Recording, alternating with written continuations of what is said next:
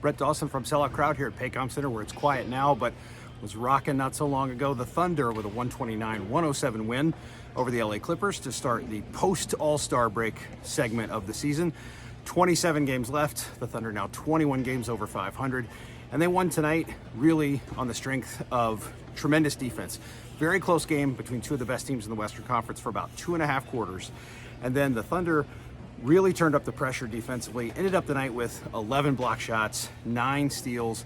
That turned into 30 fast break points, or contributed to 30 fast break points. And really OKC at its absolute best when it is aggressive defensively, when it's contesting at the rim, contesting on the perimeter, forcing turnovers, getting out in transition against a good team like the Clippers, not letting them get a set defense, forcing them to play against a really fast, really young team. And the Thunder was pretty awesome at all of that stuff tonight. Shai Gilgeous-Alexander had 31 points. Every Thunder starter was in double figures. Lou Dort had 19. Jalen Williams had 18. He blocked 3 shots. Chet Holmgren blocked 3 shots and had a double-double, 17 points, 10 rebounds. Just a really good game overall. A lot of different guys contributed, guys who came in off the bench. Not the best night for Josh Giddey. Mark Daigneault actually started Isaiah Joe in the second half to start the third quarter. He was really good with the other starters. Got a little glimpse of Gordon Hayward with those starters to start the fourth quarter, but not a whole lot. He was there in Giddey's place with Gilgeous-Alexander, J-Dub, Lou Dort, and Chet Holmgren to start the fourth, but only a little less than 2 minutes of that. A real footnote tonight for Gordon Hayward's debut. He would just, as you kind of would expect, the Thunder has talked about the fact that they're going to ease him into this thing, and really did that tonight. I think 13 minutes was the final total.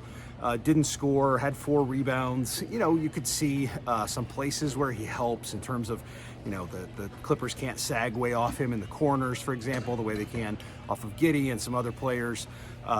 Defensively, he held his ground. He got some rebounds. He just a quiet night from a guy who really showed his rust tonight. Hasn't played a game in close to 2 months. So not a whole lot to take away from that part of the game tonight. And really, Mark Daigneault tried to stress not too much to take away from the game as a whole, despite the fact that OKC was really good defensively, that it really got out and played its game. Ball pressure, shot contesting, transition offense, against one of the best teams, again, in the Western Conference. Mark Daigneault said the reason you don't take too much away from it, it's the first game after the All-Star break.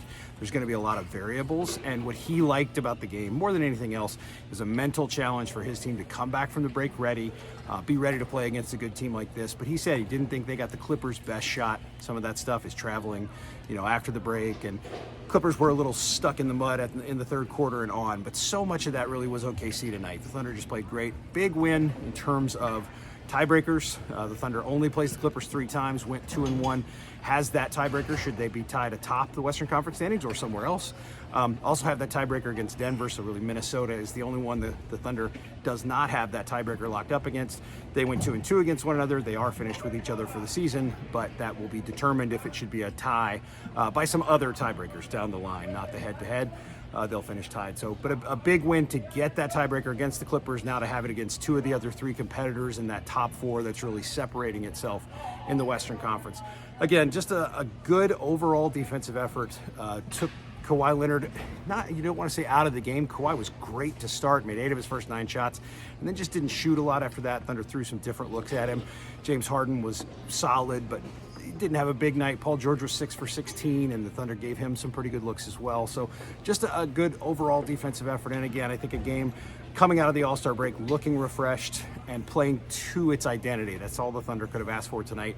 Really got all of that. Got to turn right around and play the Washington Wizards tomorrow. It'll be interesting to see how the rotations work there. How much does Gordon Hayward play? Is he a little bit more involved in the offense in a game like that? The Wizards will also be coming off a back-to-back, so Thunder should be heavily favored to win that game. Should be a fun one to watch, see what happens there.